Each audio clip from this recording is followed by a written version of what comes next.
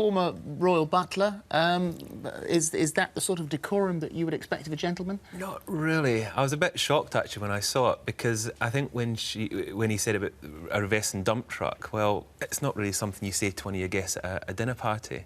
And I think in all my years, I've never seen anything quite like that happen, But if thankfully. you're feeling emotional and it bubbles up and overspills, is that OK? What should you do? I think if you're in a situation where that happens, rather than let it kind of come out, it's almost kind of keeping it within and carrying on with the evening, no matter how difficult it is, until, obviously, the guests have gone, and then you can maybe have a little rant to yourself. But it's not really fair on the other guests as well, because you could see the other guests didn't know where to look or what to do. What do you think, Denise?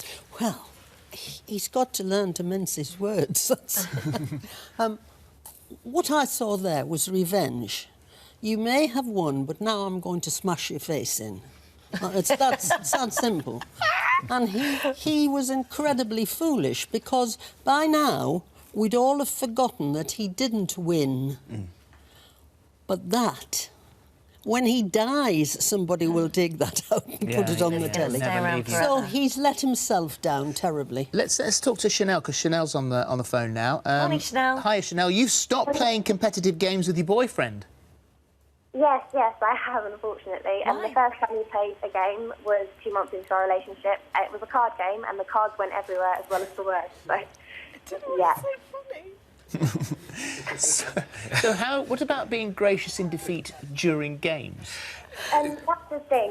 It was very difficult to stay gracious to each other, but throughout playing games, we've been together a year now, and throughout playing games in our relationship and making it as part of our relationship and accepting each other's defeat, we have become more gracious in ourselves as individuals, and so we've allowed each other to ourselves, And that's the way to do it, isn't it? Yeah, that's a positive out of the negative. I think with games, they can end up being a bit confrontational. People want to win, and when you've got two people that both want to win, well, somebody's got to lose. And again, it's always better that somebody actually maybe decides to be the loser.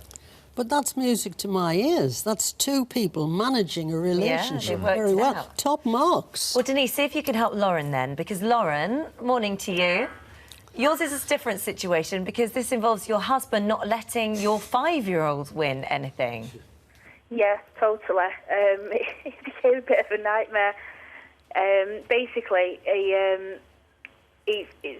since she was able to play any sort of games, he's always said, you know, if you're not first, you're last, and that's his motto in life, whether it's with him or his nephews or whatever. But with our 5-year-old, board games, card games, if she's not won legitimately, then she's just not won.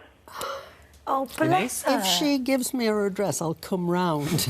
Because doing that she regularly beats him at pairs, so that's OK. Doing that to a 5-year-old is wrong, but equally wrong is letting them win all the time, because that's giving them a false sense of what the world is like. So you've got to have a little talk with them, a little serious ear tweaking, and say, just occasionally, you've got to make sure she knows what it's like to win. You do see those schools, you read about the schools, that when they have sports day, there are no winners, there are no losers, everybody is a competitor, and that's that.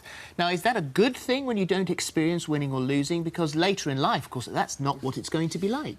That's something I say when in the etiquette classes we have children, and we say that it's important that they understand that you don't always win, because as kids, again, you're kind of brought up that you should be winning competitions, you know, it's the best one wins. Well, I think it's important that sometimes they do lose, so they understand later on in life that you don't always win. So how do I cope with this then, Denise? Harry, if we're kicking goals in, and when he kicks a goal in, he'll go 1 to me, 2, 3, and if I kick a goal in, he goes, doesn't count.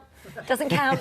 And then I'm like, no, it does count, Harry. And then if I keep going with it, I'm not. It's not funny. He will throw himself on the floor and he'll just go.